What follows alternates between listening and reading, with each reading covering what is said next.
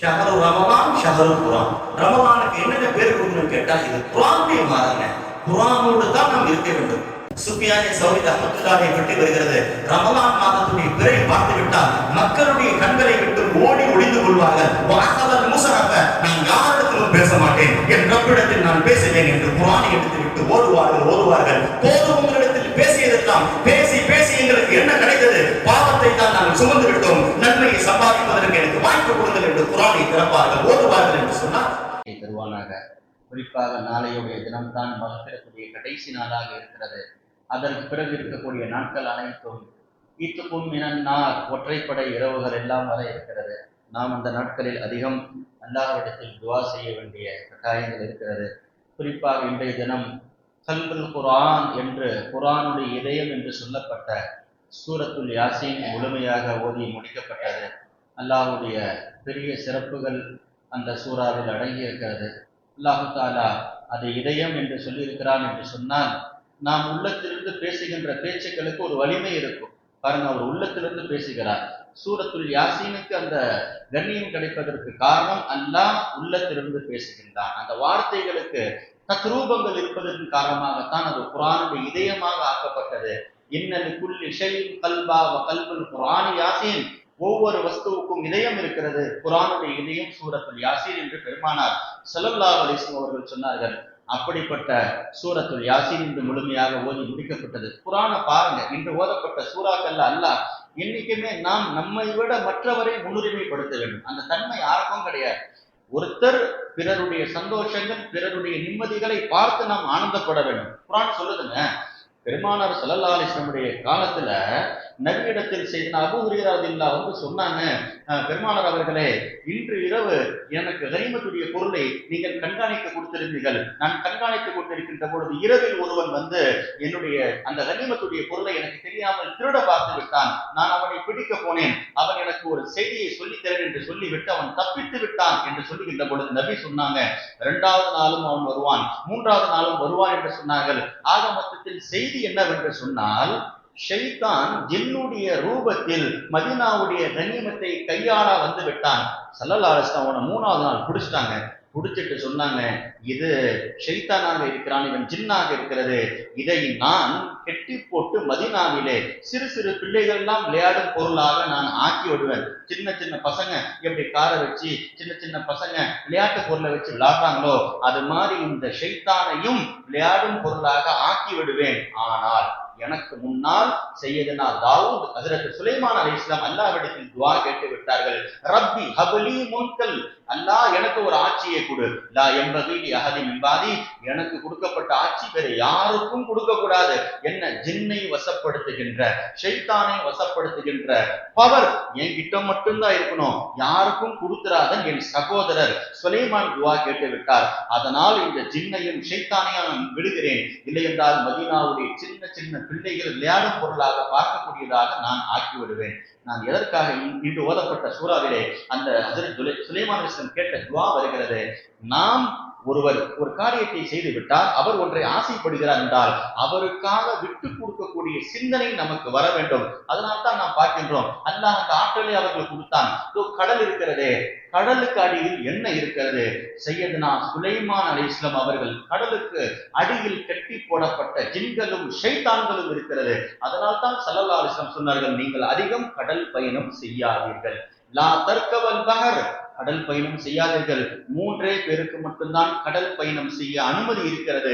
எல்லா ஹாஜன், அந்த காலத்துல ஹஜ்ஜுக்கு போறதுக்கு கடலில் போவார்கள். அவ் ஹாசியன், போருக்கு போவதற்கு கடலில் போவார்கள். அவ் தாஜிரன், வியாபாரத்திற்காக கடலில் போவார்கள். இந்த 3ஐ தவிர வேறு எதற்காகவும் நீங்கள் கடல் பயணம் செய்ய வேண்டாம்.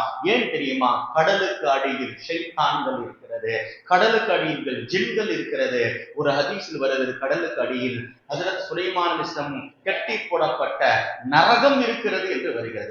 இன்ன தஹத்தல் பஹரி நாரா, கடலுக்கடியில் நரகம் இருக்கிறது என்று பெருமானார் சொல்லுகின்றார்கள். என்று சொன்னால் நாம் பார்க்க வேண்டும், இன்று ஓதப்பட்ட சூறாக்கள்ல அல்லாஹ் மொத்த குர்ஆன்லயே 2 நபரை பற்றி தான் சிறந்தவன் என்று, நல்ல அடியார் என்று அல்லாஹ் சொல்லுகிறான். நபிமார்கள் எல்லாம் உத்தமர்கள், மாற்று கருத்து கிடையாது.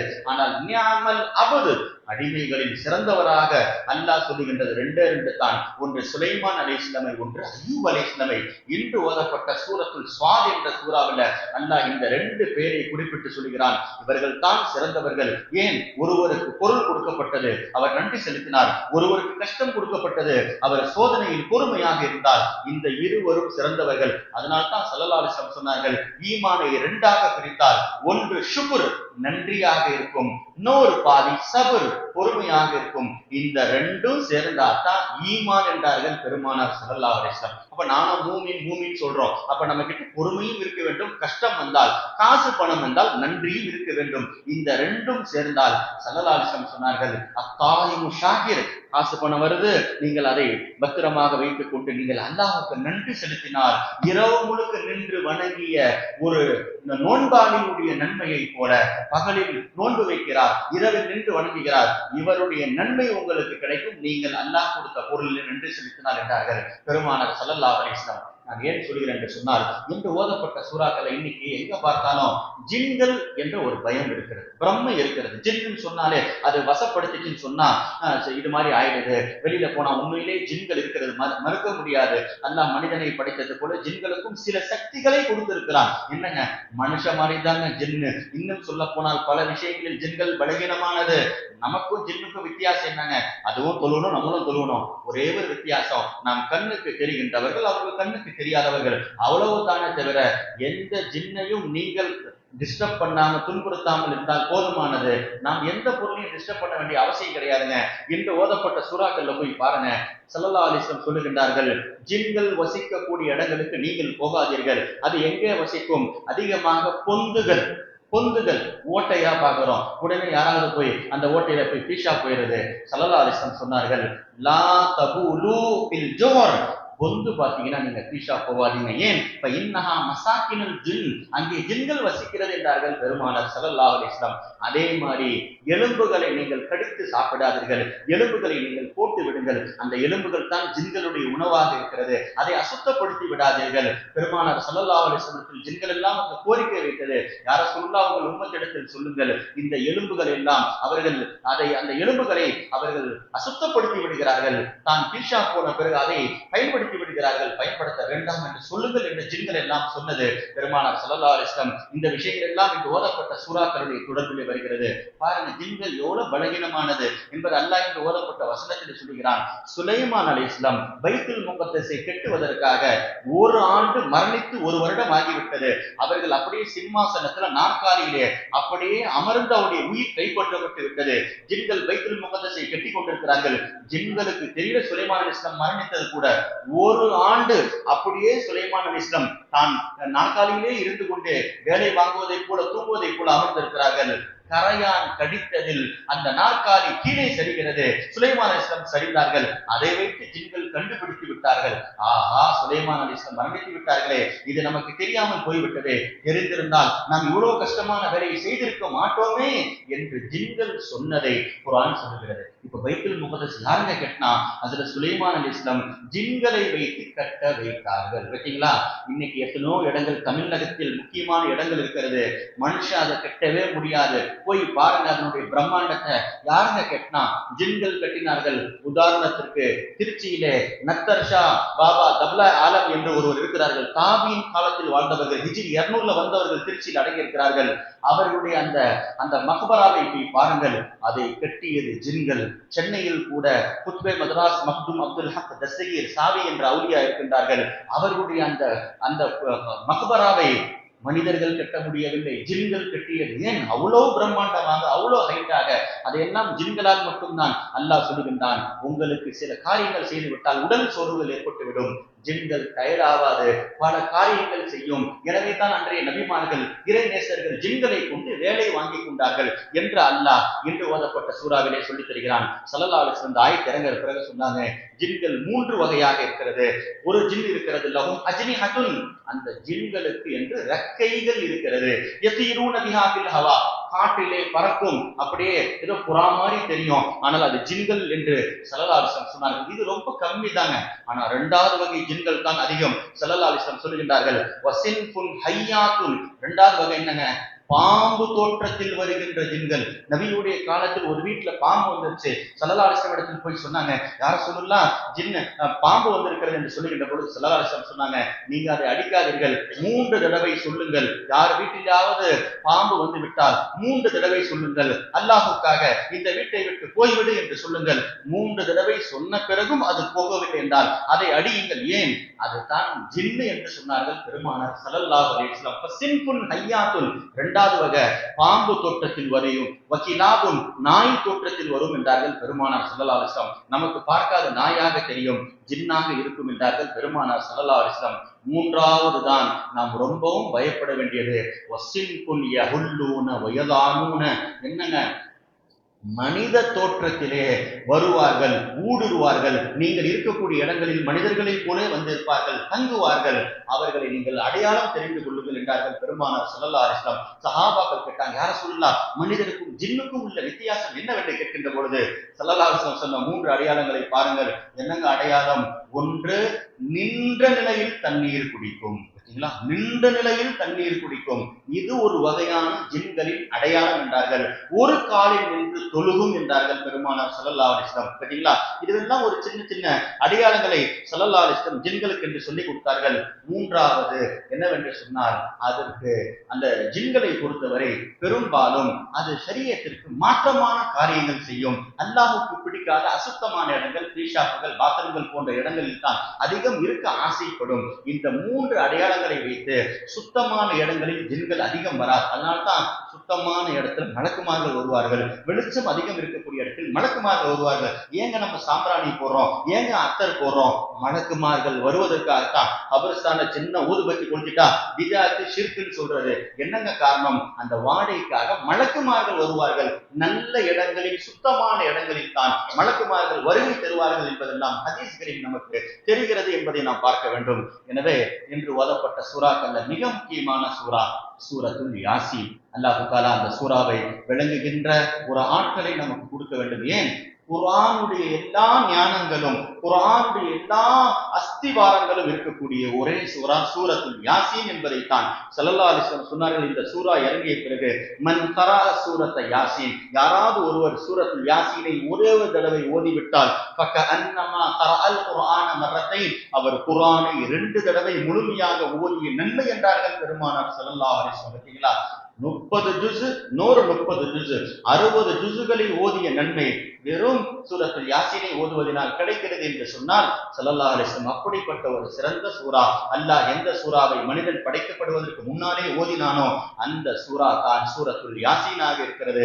ஸல்லல்லாஹு அலைஹி வஸல்லம் சொன்னார்கள், மன் தஹலல் மகாபிர், கப்ரிஸ்தானுக்கு நீங்க போறீங்க, உள்ள நுழைந்த பிறகு பக்கரா சூரத்தை யாசீன், அங்கு ஏதாவது ஒரு மூலையில் அமர்ந்து சூரா யாசீனை ஒரு தடவை ஓதிவிட்டால், நீங்க போனது ஒருவருக்காக ஓதினீங்க, ஒரே தடவை சூரா யாசீன் ஓதினீங்க, அந்த கப்ரிஸ்தான்ல 100 பேர் அடங்கியிருக்கலாம், 200 பேர் அடங்கியிருக்கலாம், 300 பேர் அடங்கியிருக்கலாம். நீங்கள் நினைத்து ஓதியது ஒருவருக்கு, ஆனால் கபரிஸ்தானிலே 300 பேர் இருக்கிறார்கள், 500 பேர் இருக்கிறார்கள் என்று வைத்துக் கொள்ளுங்கள். ஸல்லல்லாஹு அலைஹி வஸல்லம் அளவே சொல்லல.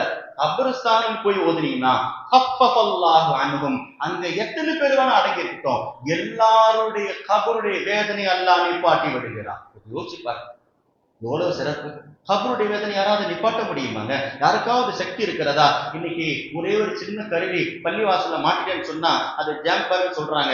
போனு அப்படி வேலை செய்ய மாட்டேதுங்க, நெட்டு கனெக்ட் ஆக மாட்டேது, டெத்தா போடுது, அப்படியே ஏரோப்ளைன் போன் மோட்டா இருக்கிற மாதிரி ஆயிடுது. என்னங்க, இருக்கக்கூடிய எல்லா கருவியும் ஆஃப் பண்ணிடுற மாதிரி ஆகிறது. கருவிகள் எவ்வளவு இருக்கிறது. கபருடைய வேதனை நிப்பாட்டுகின்ற கருவி யாருங்க சம்பாதிச்சா? ஆனால் சூரத்துல் யாசீன் என்ன வேலை செய்கிறது? நம் முன்னோர்களுடைய கபர்களில் நடக்கக்கூடிய வேதனைகளை நிப்பாட்டுகின்ற சக்தி. அதனால்தான் ஸல்லல்லாஹு அலைஹி வஸல்லம் சொன்னார்கள், லக்கினு மூதாக்கும் சூரத்த யாசீன், உங்களில் இறந்து போனவராக இருக்கட்டும், இறந்து போகக்கூடியவராக இருக்கட்டும், இருவருக்கும் சூரா யாசீனை நீங்கள் சொல்லித் தாருங்கள். இறந்து போனவராக இருந்தாலும் போவதற்கு முன்னாலும் சூரா யாசீன் அதனுடைய வேலையை செய்யும் என்றார்கள்.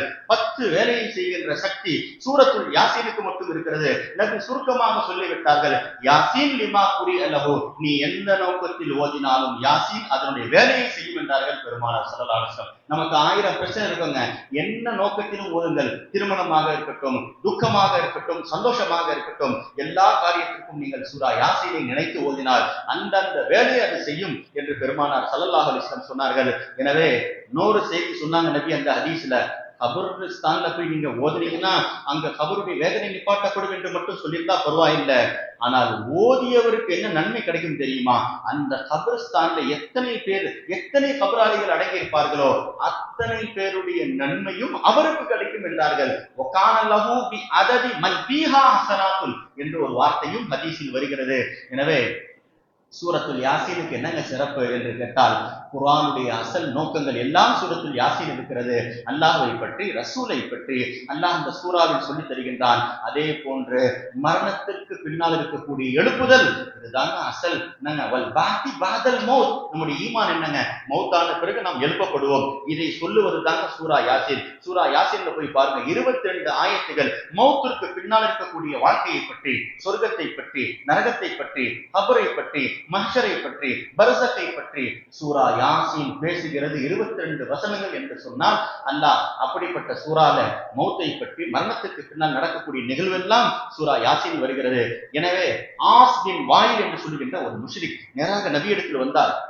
ஏறத்தாழ ஒரு கபருஸ்தான்ல 1000 ஆண்டு முன்னால் மரணித்த ஒரு மனிதனுடைய எலும்பு மட்டும் இருக்கிறது. கபருஸ்தான்ல போய் பாருங்க, அடைக்கு 2 ஆண்டுகள் மண்ணு மட்டும்தான் இருக்கிறது, எலும்பு கூட சில இடத்தில் காணவில்லை. அதே இடத்தில் இன்னொருத்தரை புதைக்கின்றார்கள். அடக்கியவர் எங்கே போனார் தெரியவே இல்லை.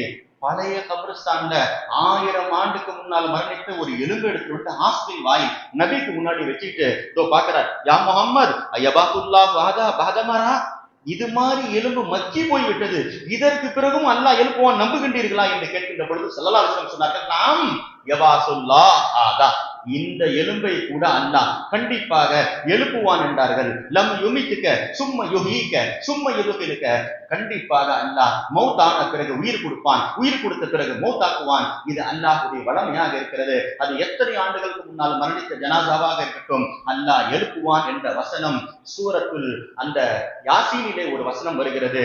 அவலம் யரல் இன்சானு அன்னா ஹலகல்லாஹு மின் நுத்ஃபத்தின் ஃபைதா ஹுவ ஹஸீமும் முபீன். அல்லாஹ்வுக்கு முதல் தடவை படைக்கும் போதே கஷ்டமா இல்லை, இரண்டாவது எழுப்புறதா கஷ்டமாக இருக்கும். அது அல்லாஹ்வுக்கு ரொம்ப இலகுவானது என்ற அர்த்தத்தை குறிக்கக்கூடிய சூரத்துல் யாசீனுடைய 77வது ஆயத் இது போன்ற செய்திகளை நமக்கு சொல்லித் தருகிறது என்று சொன்னால், சூரத்துல் யாசீன்ல போய் பாருங்க, நல்லடியார்களின் அடையாளங்கள் இருக்கிறது. அல்லாஹ்வுடைய இறைநேசர் முன் சென்ற சமூகத்திலே ஹபீபே நஜ்ஜார் அவர் மரணித்ததை பற்றி அல்லாஹ் சொல்லுகின்றான். அந்த ஹபீபே நஜ்ஜார் நல்லவரின் பக்கம் வாருங்கள் வாருங்கள், தூதுவர் எல்லாம் வந்திருக்கிறார்கள் என்று எல்லாரையும் அழைத்தாரே, அவரை கொலை செய்து விட்டார்கள். ஸல்லல்லாஹு அலைஹி வஸல்லம் சொன்னார்கள், அலி ரலியல்லாஹு பார்த்து, 3 இறைநேசர்கள் இருக்கின்றார்கள் உனக்கு முன்னால், அதிலே ஒருவர் ஹபீபே நஜ்ஜார், ஈசா அலைஹிஸ்ஸலாம் ஏற்றுக்கொண்டவர், மூசா அலைஹிஸ்ஸலாம் ஏற்றுக்கொண்ட ஹிஸ்கில் என்பவரும் நல்லவர் என்று பெருமானார் ஸல்லல்லாஹு அலைஹி வஸல்லம் புகழ் மாலை பாடினார்களே, அந்த ஒரு நபர் சூரத்துல் யாசீனிலே அவரை பற்றி வருகிறது. போய் வரலாறு எடுத்து பாருங்க. வதரிப் லஹும் மஸலன் அஸ்ஹாபல் கரியா, அல்லாஹ் ஒரு ஊரை திட்டி பேசுகின்றான். ஹஜ்ரத் ஸல்லல்லாஹு அலைஹி வஸல்லம் இந்த ஆயத் இறங்கிய பிறகு சொன்னார்கள், இந்த துன்யாவில், இந்த பூமியில் 4 இடங்கள் இருக்கிறது, நரகத்தை விட மோசமானது. யாராவது நரகத்தை பார்க்க இந்த துன்யாவில் ஆசைப்பட்டால் இந்த 4 ஊரை பார்த்துக்கோங்க. இந்த 4 ஊரையும் அல்லாஹ் வேதனை செய்திருக்கிறான், அந்த ஊரில் இருக்கக்கூடிய மக்களை வேதனை செய்திருக்கிறான். அதில் ஒரு ஊர் சூரத்துல் யாசீனில் வருகின்ற ஊர் என்று ஸல்லல்லாஹு அலைஹி வஸல்லம் 4 ஊரை சொன்னாங்க. ஒன்று என்ன தெரியுமாங்க? பாருங்க, ரூமியா என்று சொல்லுகின்ற ஒரு ஊர் பார்த்தீங்களா, முன் சென்ற சமூகம் அழிக்கப்பட்ட இடம். குஸ்துன்துனியா என்று சொல்லுகின்றது, அன்தாக்கியா என்று சொல்லுகின்ற இடம், சன்ஆ என்று சொல்லுகின்ற இடம். லூத் அலைஹிஸ்ஸலாமுடைய சமூகம் அழிக்கப்பட்ட இடம். ஸல்லல்லாஹு அலைஹி வஸல்லம் ஒரு தடவை நிர்பந்தமா போருக்காக அந்த பக்கம் போக வேண்டியதா இருந்துச்சு. ஸல்லல்லாஹு அலைஹி வஸல்லம் அழுது கொண்டே சொன்னார்கள், லா ததுகுலு புயூத மசாகினில் லதீன லமு, இது போன்ற அல்லாஹ்வுடைய வேதனை இறக்கப்பட்ட இடங்களுக்கு நீங்கள் போகாதீர்கள். போவதாக இருந்தால் இல்லான் தக்கூனு பாக்கின், அழுது கொண்டே போங்கள், ஏன் இந்த இடமெல்லாம் அல்லாஹ்வுடைய வேதனை இறங்கிய இடம் என்று பெருமானார் சொன்னார்கள். எனவே அப்படிப்பட்ட இடங்களும் துன்யாவில் இருக்கிறது. அதையும் சொல்லிவிட்டு ஸல்லல்லாஹு அலைஹி வஸல்லம் சொன்னார்கள், துன்யாவில் சொர்க்க பூமி யாராவது பார்க்க ஆசைப்பட்டால் பார்த்துக் கொள்ளுங்கள் 4 இடம் என்றார்கள்.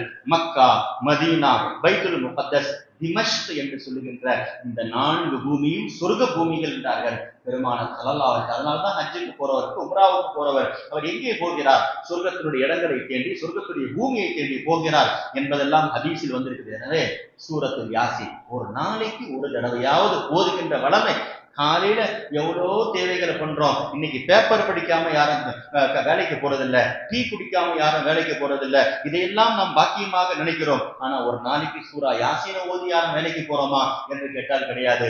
செய்தனா முஹியதீன் பின் அரபி ரஹமத்துல்லாஹி தன் குதிரையிலிருந்து கீழே விழுந்து விட்டார்கள். கால் முறிந்து விட்டது. முறிந்து விட்டவன எல்லாரும் போய் தூக்க போறாங்க. ஸ்டாப், நில்லுங்க. நான் யோசித்து பார்க்கிறேன், ஏன் நான் கீழே விழுந்தேன்? நேற்று விழுகவில்லை, முன்னால் விழுகவில்லை, இன்று நான் கீழே விழுந்திருக்கிறேன் என்றால் அல்லாஹ் ஏதோ என்னிடத்தில் எதிர்பார்க்கின்றான். நான் ஒன்றை செய்ய வேண்டியதை செய்யவில்லை. யோசிக்கிறார்கள்.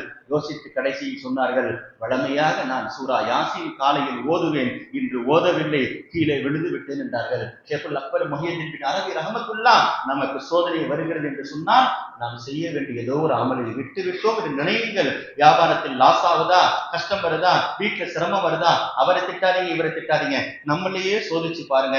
நான் செய்ய வேண்டிய ஒரு நல் அமலை விட்டு விட்டேன், அதனால் வந்த சோதனை தான் இது என்பதைத்தான் நாம் பார்க்க வேண்டும். எனவே முன் சென்ற சமூகத்துல அலி பின் ஹுசைன் அத்தாயி என்று சொல்லுகின்ற ஒரு மிகப்பெரிய இமாம் வாலிப பருவத்தில் நோய்வாய்ப்பட்டு விட்டார்கள். கடினமான நோய்.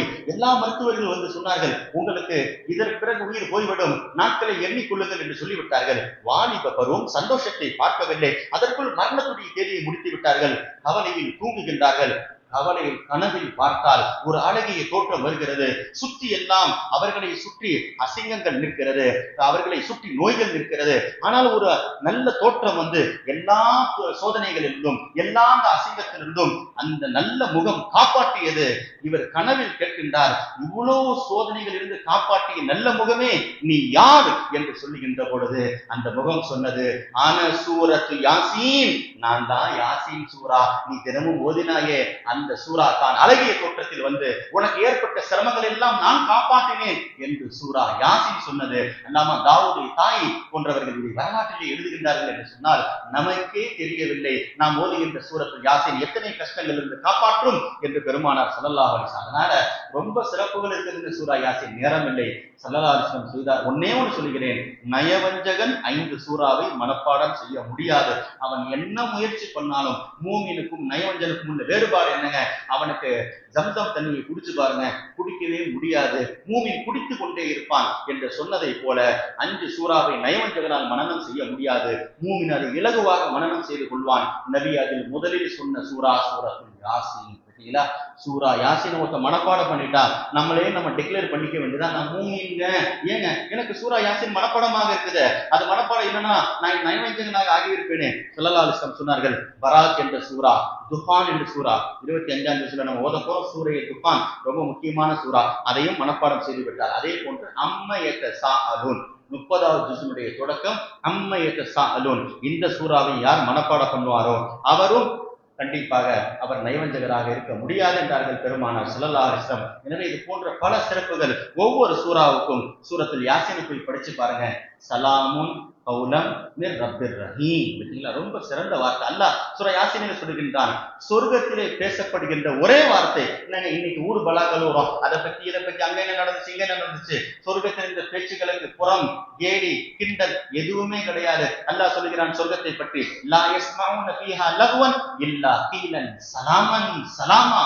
யார் பார்த்தாலும் சலாம் சலாம், அஸ்ஸலாமு அலைக்கும் அஸ்ஸலாமு அலைக்கும், இந்த ஒரு வார்த்தை மட்டும் தான் சொர்க்கத்தில் கேட்டுக்கொண்டே இருக்கும். அல்லாஹ் இன்று ஓதப்பட்ட சூரத்துல் யாசீன் என்று சொல்லுகின்றான், சலாமுன் கௌலம் மிர் ரப்பிர் ரஹீம். இமாம்கள் எழுதுகின்றார்கள், உங்களுக்கு உடலில் சோர்வுகள் வந்து விட்டால், சிரமங்கள் வந்து விட்டால், சலாமுன் கௌலம் மிர் ரப்பிர் ரஹீம் இந்த வார்த்தையை ஓதிக்கொள்ளுங்கள். சொர்க்கவாசிகள் சொல்லுகின்ற ஒரு வார்த்தை இது.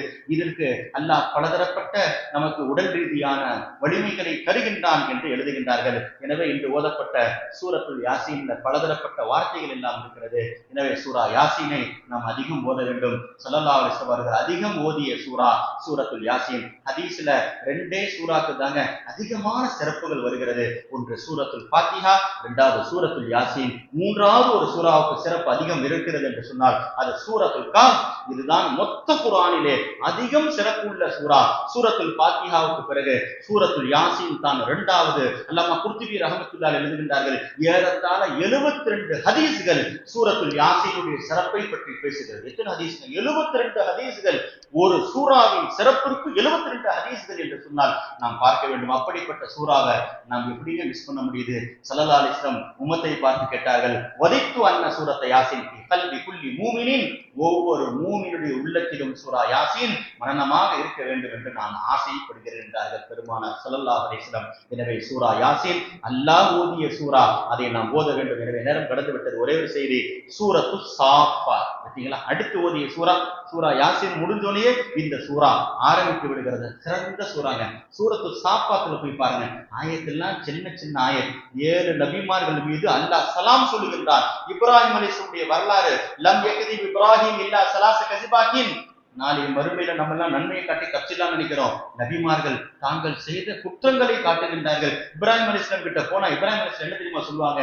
வாழ்நாளில் நான் 3 பொய் சொல்லிவிட்டேன். நபி சொல்லுகின்றார்கள், இப்ராஹிம் அலைஹிஸ்ஸலாம் பொய்யே பேசவில்லை.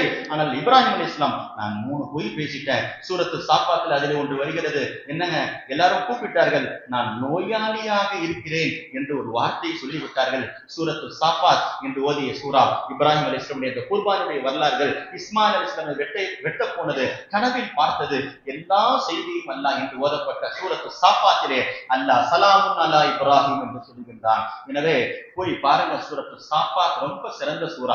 சாஃபாத்னா என்னங்க? வரிசையில் நிற்கக்கூடிய மலக்குமார்கள். பார்த்தீங்களா, இன்னைக்கு நம்மளுடைய சப்புடைய வரிசைகள்லாம் ரொம்ப மோசமாக இருக்கிறது. ஸல்லல்லாஹு அலைஹி வஸல்லம் சொன்ன ஒரு வார்த்தை என்ன தெரியுமா? முன் சென்ற சமூகம் எல்லாரை விடவும் 3 காரியத்தை கொண்டு நாம் சிறப்புப்படுத்தப்பட்டிருக்கிறோம். தொழுகையில் நாம் சப்புகளில் இருக்கிறோமே, முன் சென்ற எந்த சமூகத்துக்கும் கிடையாது. இந்த சப்புகள் மலக்குமார்களுக்கு அல்லாஹ் கொடுத்தான். மலக்குமார்கள் தான் வரிசையில் நிற்பார்கள். இன்று ஓதப்பட்ட சூரத்து சாஃபாத்தில் அல்லாஹ் சொல்லுகின்றான், மலக்குமார்களாகிய நாங்கள் வரிசையில் நிற்கக்கூடியவர்கள்.